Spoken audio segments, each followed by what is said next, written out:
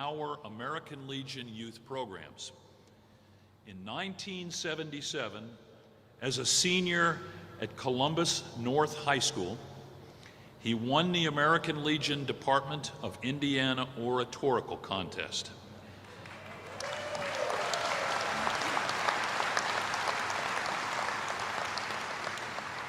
He had been a runner-up the year before. He earned a bachelor's degree in history at Hanover College and a law degree at Indiana University. He practiced law and hosted a radio talk show before being elected to represent Indiana's 2nd Congressional District in 2000. In 2008, Esquire magazine listed him as one of the 10 best members of Congress. The son of a Korean War veteran, our distinguished guest is also the father of a United States Marine.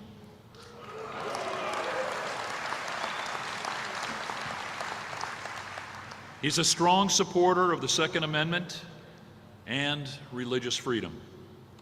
Throughout his political career, he championed limited government and low taxes. Ladies and gentlemen, it is my high honor to introduce the Vice President of the United States, the Honorable Mike Pence.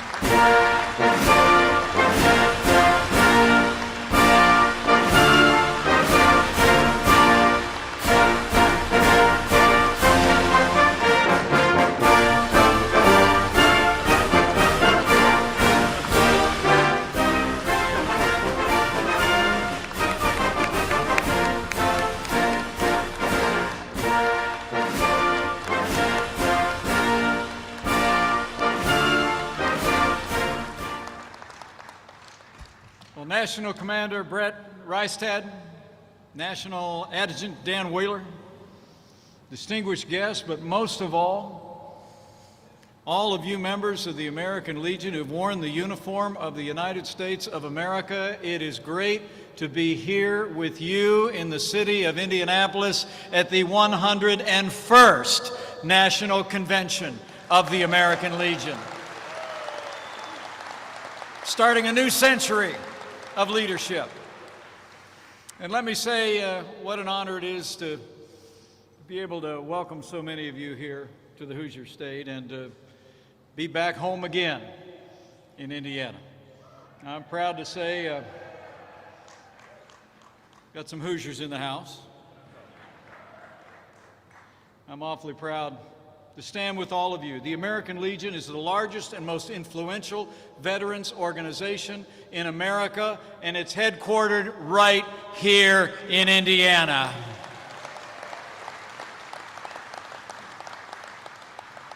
It really is great to be with so many friends from all across the country, veterans all who served this country over the course of your life and are continuing to serve in your efforts through the American Legion. But let me mention one friend in particular. I'm especially honored to be joined today by a Vietnam combat veteran, a two-time recipient of the Purple Heart, the Bronze Star, and when I was governor, he was one of the greatest champions of veterans this state has ever known, and now he's one of Indiana's newest members of the Congress of the United States. Would you join me in welcoming Congressman Jim Baird to this American Legion National Convention?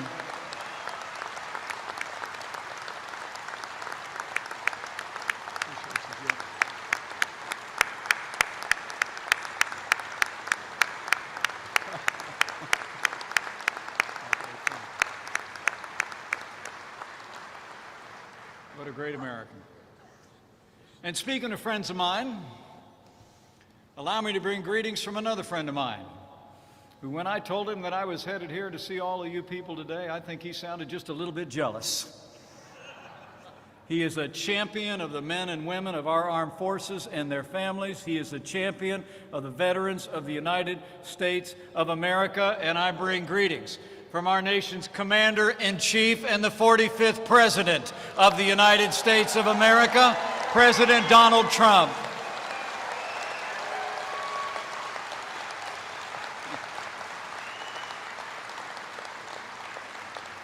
It really is the greatest honor of my life to serve as Vice President to a president who gets up every day and fights to keep the promises that he made to the American people and to all of those who serve in uniform today and have served in the uniform of the United States. Frankly, this administration, just like the American Legion, have been standing for all of the same things. Like the Legion, we've stood with our soldiers, sailors, airmen, Marines, and Coast Guard, and we're giving them the resources and the support they need to accomplish their mission again. We've stood by our veterans, giving them the benefits and the care that they deserve once again. And under this president, this administration will always stand by our American flag. We will always stand for our national anthem. And just like the American Legion, we will always defend the freedom and sacrifice they represent. I promise you. Those cherished ideals are really what the American Legion is all about. It's amazing to think 100 years ago, veterans of this nation gathered in the city of Indianapolis at the request of the United States Congress to build a community of veterans. And so you have. When they gathered in Minneapolis, history records, they swore to associate themselves for God and country. And to this day, the American Legion stands strong on its 4 founding pillars: to care for our veterans, a strong national defense, the well-being of America's youth, and championing the cause of Americanism. You've come alongside those who've borne the battle, and for the families that supported them. Last year alone, the Legion helped more than 2,400 veterans find jobs, and the American Legion raised more than $1.4 million for VA hospitals and donated almost 4 million hours of community volunteer service. The American Legion is making a difference for our veterans. And as the National Commander just said, I can testify firsthand, you've been busy teaching our young people about the principles that make our country great, whether it's through the Boy Scouts, American Legion baseball, or that American Legion oratorical contest. I just did an interview with the magazine, and I feel I owe a debt of gratitude to the American Legion, because it was in that American Legion oratorical contest that my love affair for the Constitution of the United States of America began, and you have my thanks.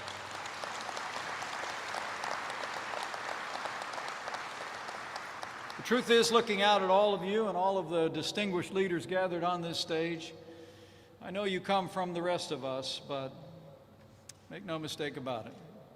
Your president and I know you're the best of us. So on behalf of a grateful Commander-in-Chief, on behalf of a grateful nation, let me simply begin today by saying thank you for your service.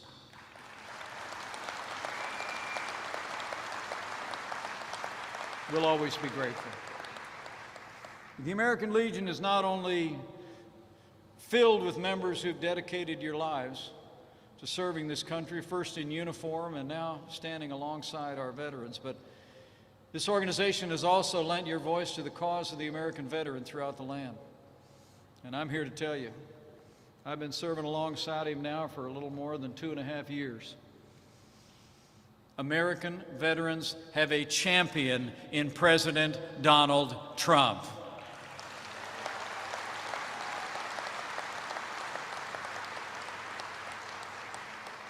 I see it every time we're talking about issues affected to veterans. This president is very impatient when it comes to us meeting the promises that we've made to our veterans. And I'm going to talk a little bit about that and what together we've been able to accomplish under this president's leadership. The president put it well not long ago. He said, our veterans have fought for our country, and now our administration is going to keep fighting for you. Since the first days of this administration, I can tell you, your president, this vice president, and our administration have been doing just that, and not a moment too soon.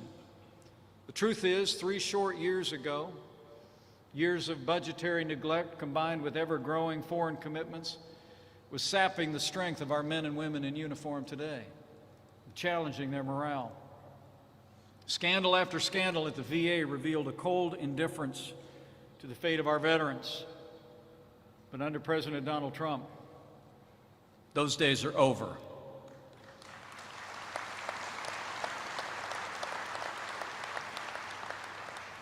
If you remember, in his speech to the American Legion in September of 2016, as a candidate, our president promised to rebuild our depleted military. And as he said, ensure every veteran in America gets timely access to top quality care. And most importantly, we were going to stop apologizing for America, and we were going to start celebrating America. And that's exactly what we've done. 3 years later, this president's delivered. With the strong support of our allies in the Congress, I stand before you today. America is more prosperous, our military is stronger, and our veterans are finally getting the care and the respect that you deserve every single day.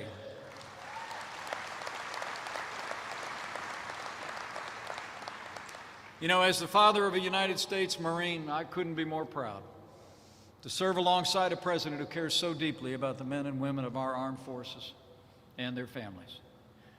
I'm proud to report to you as well that since the first day of this administration, our president has worked to make the strongest military in the history of the world stronger still. And President Trump has actually signed into law the largest increase in our national defense since the days of Ronald Reagan, and this month we signed a budget deal that secured $738 billion for our military and gave our soldiers, sailors, airmen, Marines, and Coast Guard the biggest pay raise they've had in the last 10 years.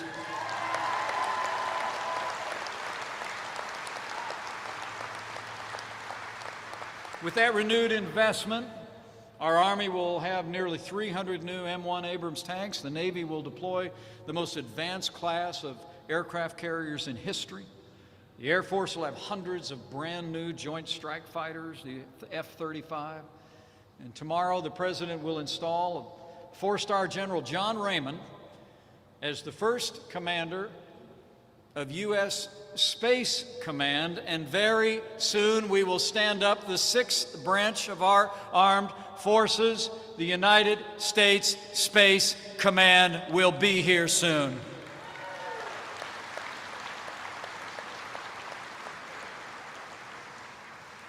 As the President has said, our active duty personnel are now the best equipped, best trained, and most technologically advanced fighting force in the history of the world. And it's true. And with this renewed American strength, we're once again embracing our role as leader of the free world. As the world witnessed again at the G7 summit just this last weekend, we have a president who is standing up for America on the world stage, who's putting America first every single day. And under this president's leadership, we're once again standing with our allies and standing up to our enemies. Our NATO allies are contributing more to our common defense than ever before. We've confronted the world's largest state sponsor of terror when we withdrew from the disastrous Iran nuclear deal. And after being taken advantage of in trade by many countries for more than a quarter of a century, this president has stood strong for American jobs and American workers. We've put China on notice that we will no longer tolerate their unfair and abusive trade practices, and the United States military will ensure the freedom of navigation on the 7 seas around the world.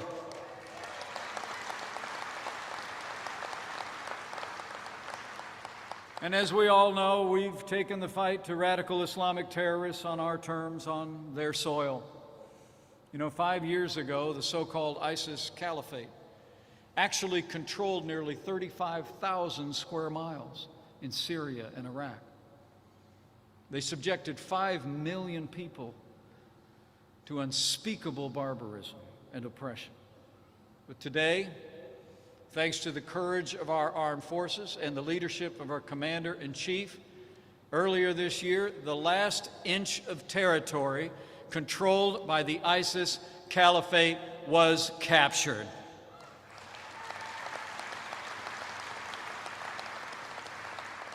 territory of the ISIS caliphate has crumbled. It's an extraordinary accomplishment for our troops and a source of great American pride. Beyond that, from the outset of this administration, this president also stood strong against North Korean aggression. And now North Korea is at the negotiating table. As I stand before you today, there's no more nuclear tests, no more threats against America. 3 historic meetings have taken place. And thanks to the leadership of this president, North Korea's leader also promised to return the remains of all fallen U.S. service members in the Korean War.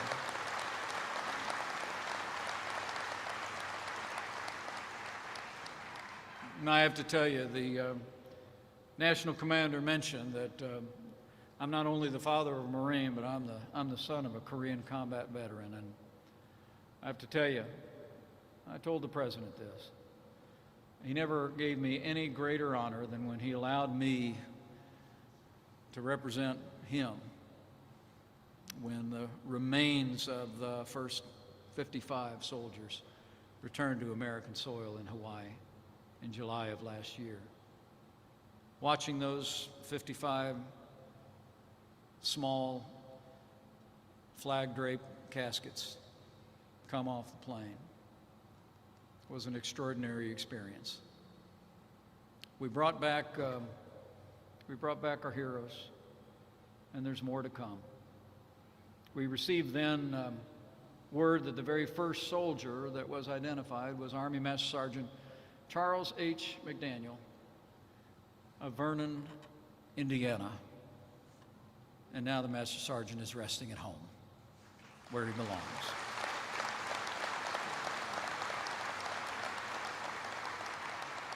At this point, more than 24 have been identified and restored to their families and their communities. And I want to assure you that as we continue negotiations with North Korea, as we continue to seek peace on the Korean Peninsula, the denuclearization of North Korea, this president and this administration will not rest until we bring all our boys home from the Korean War.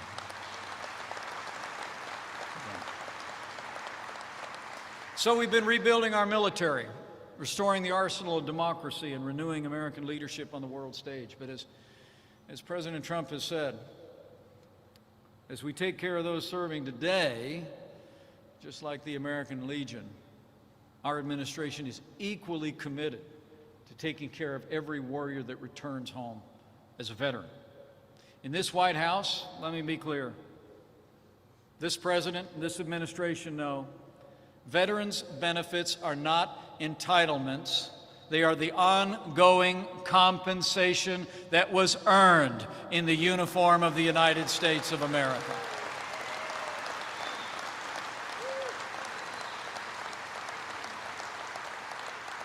And since day one, our administration has taken decisive action to ensure that America keeps the solemn promises that it made to each and every one of you and all of our nation's heroes. And that began with fixing the VA. Under this president's leadership, with our partners in Congress, we passed the VA Mission Act, the most sweeping VA reform law in half a century, and today, nearly 3 million veterans have been able to see the doctor of their choice and get the medicine they need.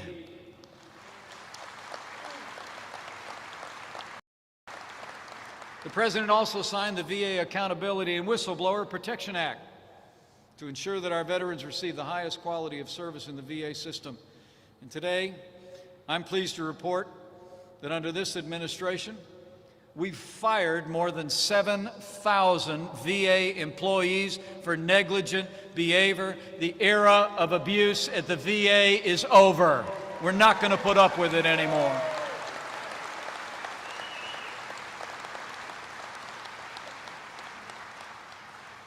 And since our administration took office, wait times have dropped by 33%. In fact, the AMA says that wait times are now shorter for the VA than they are for private doctors.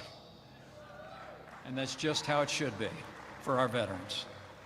This year alone, the VA has processed more than 1.2 million claims for compensation and increased the number of appeals decisions by 70%. We're off to a great start making sure that our veterans are getting the health care that you earned, but we're going to keep pressing on it. I mean, the results really speak for themselves. Before President Trump took office, trust in the VA among veterans was only 59%. Today, trust in the VA among veterans is 88% and rising. But as the President said, we're not going to stop until it's 100% of veterans approving the VA. We also increased funding for mental health services by almost $9 billion. The VA is now providing mental health screenings to every patient that walks through the door. And as we meet the health care needs of our veterans, let me make you another promise. This administration will always make room for the spiritual needs of our heroes at the VA as well.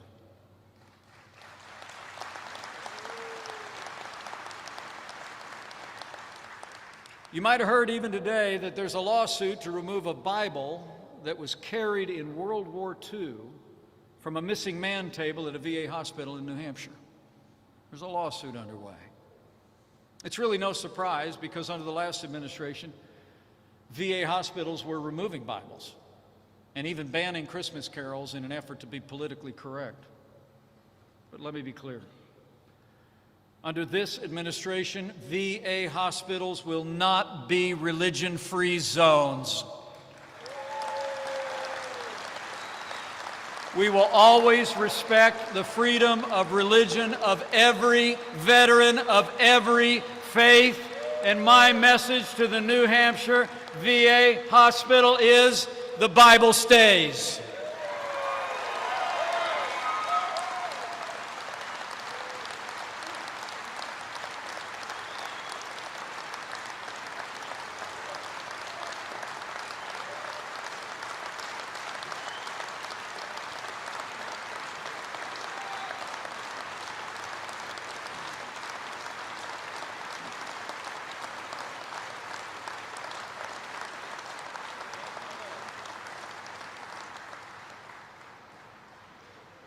Beyond our VA hospitals, we've also been making sure that our veterans get the care they need outside of our institutional care.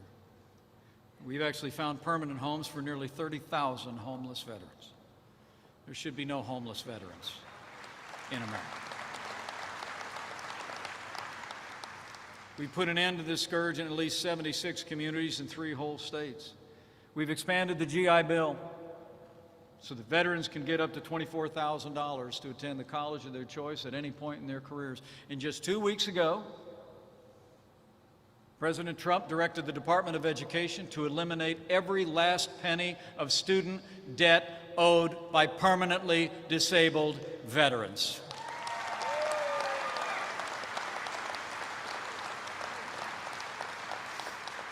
With the stroke of a pen, President Trump wiped out as much as $750 million owed by more than 25,000 heroes.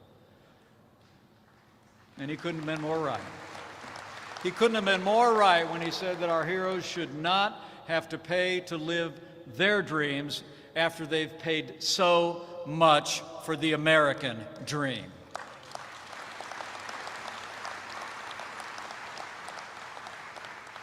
And of course, the greatest benefit of any returning veteran, people coming home from service in uniform, is a robust, dynamic, and growing economy. And we've delivered on that as well.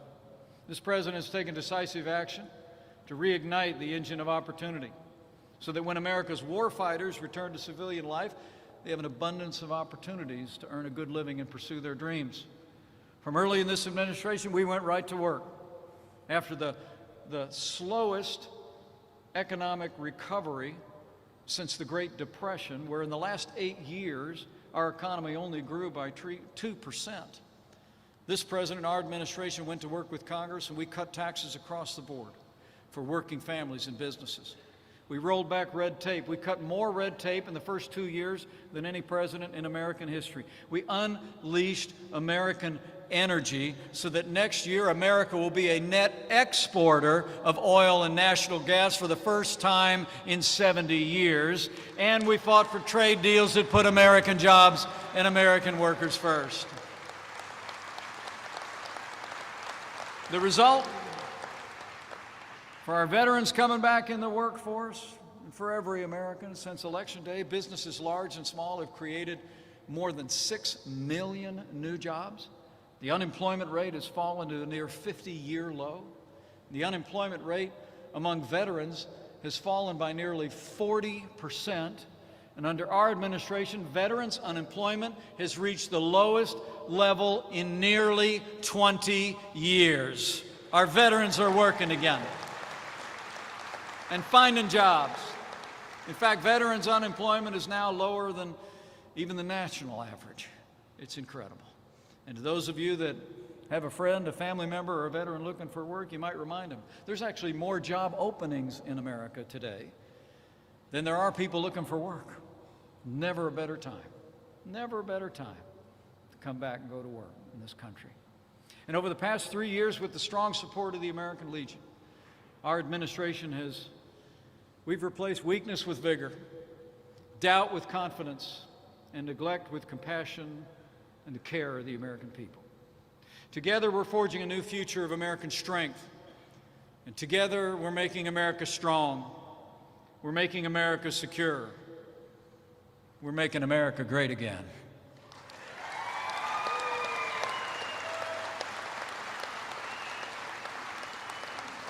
But if we want to keep America great, we've got to keep fighting, keep standing strong, keep demanding government as good as our people.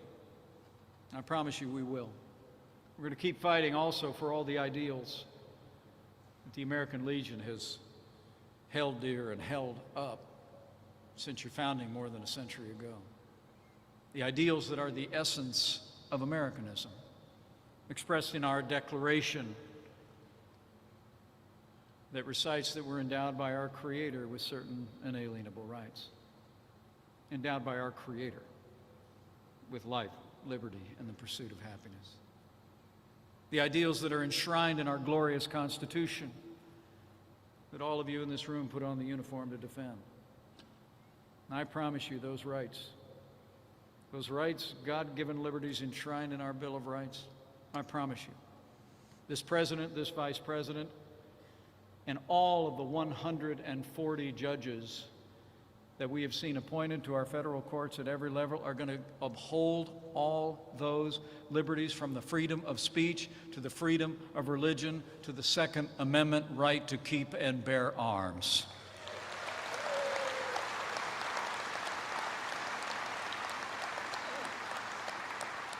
We're going to, just like the American Legion has done, like you did in the service to this nation and this organization has done through its long and storied history, we'll always stand for freedom. You know, it's remarkable to think that some in Washington today actually openly advocate an economic system that has impoverished millions and stolen the freedom of generations. That system is socialism.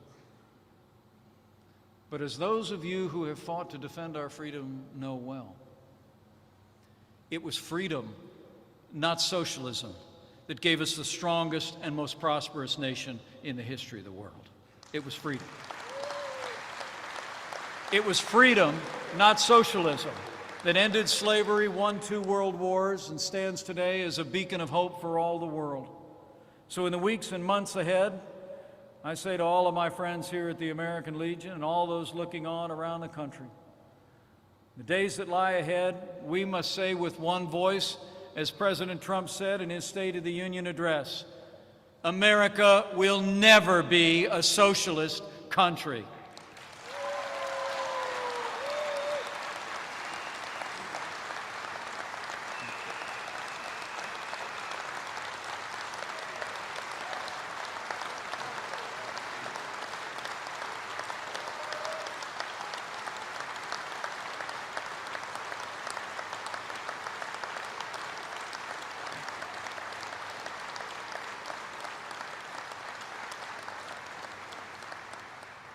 And we'll do this for this generation of Americans and for our posterity. We'll do this to preserve the last best hope of earth. But make no mistake about it, we will also do this to honor the service and the sacrifice of all those in this room and in the generations who have gone before to preserve freedom and defend it. President Ronald Reagan used to say, freedom is never more than one generation away from extinction. And so as we look ahead,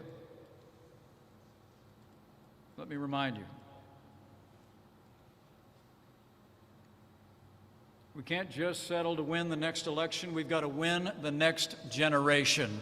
We have to carry the message of freedom to every American.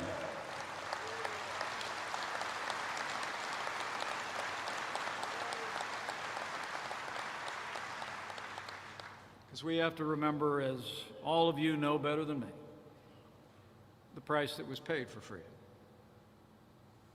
You know, standing before you today is deeply humbling. Because my life didn't take me into the uniform of the United States. But as a son of a combat veteran and the father of the member of the service and soon to be the proud father-in-law of a Navy pilot,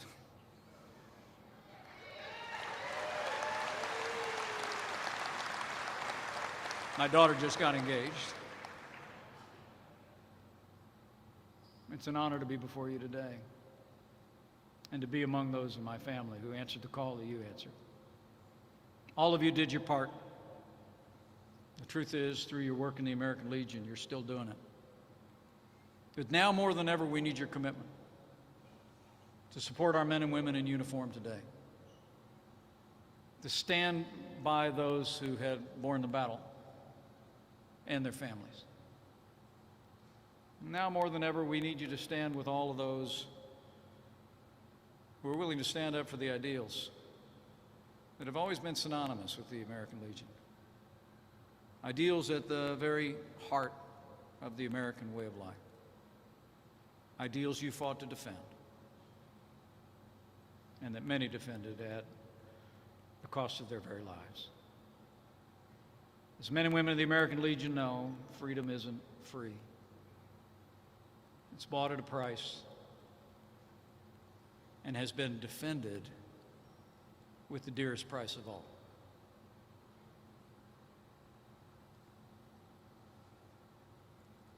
Last Friday, my wife Karen and I were at Dover Air Force Base in Delaware, where service members that fall in combat come home. We were there for the return of 2 combat soldiers, warriors, who fell in a firefight about a week ago in Afghanistan. Master Sergeant Jose Gonzalez and Master Sergeant Luis de Leon, Special Forces, 7th Army. They were the best of the best. Incredible men. Both of them had been on multiple deployments overseas. Never hesitated to go back. I actually met Jose at Walter Reed Hospital in February of 2017. He was recovering from combat injuries he'd received and was preparing to get back to the fight. But as we were talking with his wife, Brenda, she told me that as he was recovering at Walter Reed, it was Louis that came to her house.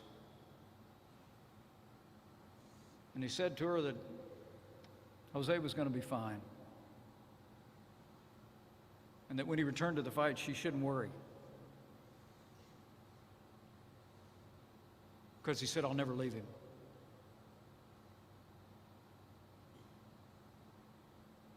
Karen and I stood there. We looked into the eyes of these 2 extraordinary women, with tears in their eyes and tears in ours.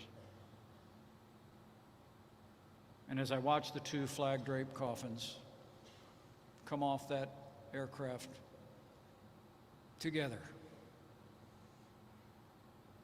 all I could think is, he kept his word. He never left him.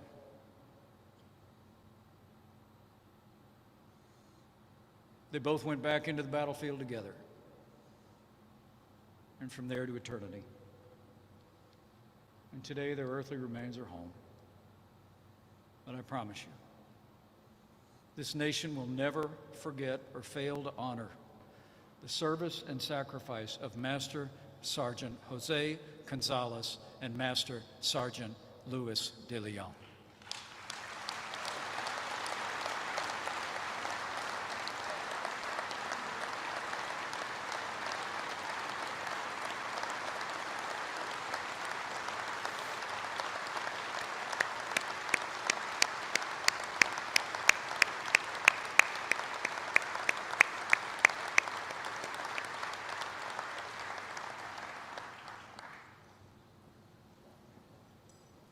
I recite their names with reverence, and I know there are names in your minds that you're thinking of now.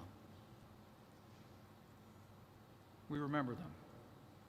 We're inspired by them. And our resolve is steeled. Continue to stand for all they fought to defend. Ours is the land of the free because it's always been the home of the brave. And you are the brave. You stood in the gap. You held a far distant post for freedom. You counted our lives more important than yours. And the American people will always be grateful. As the psalmist wrote, you trained your hands for war. And we thank him who gave you the grace to advance against the truth and come home safe,